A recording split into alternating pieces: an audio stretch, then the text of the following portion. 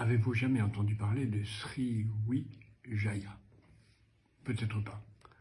Et pourtant, parmi les innombrables civilisations disparues par des tsunamis, des tremblements de terre ou par la bêtise des hommes, celle-là mérite qu'on s'y intéresse particulièrement. Parce qu'elle fait la jonction entre la puissance de l'Empire romain et le retour de la puissance de l'Europe avec les grandes villes de Flandre et de l'Italie, de Venise, de Bruges, d'Anvers, de Gênes, de Florence, etc.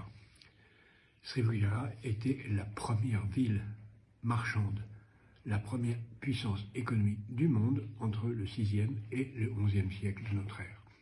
Située à peu près là où se trouve aujourd'hui Singapour, pas tout à fait exactement, elle était à un endroit qui reste aujourd'hui crucial puisque c'est le premier endroit par où passent les bateaux dans le monde.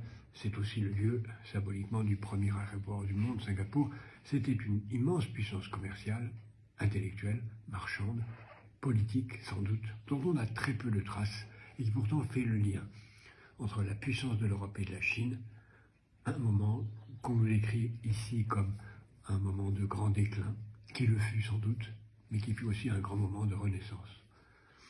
Il ne faudra jamais oublier ces sociétés si puissantes qui ont simplement disparu rapidement par la dispute de ceux qui les dirigeaient, par la bêtise de ceux qui pensaient que leur démesure suffirait à régler les problèmes du temps.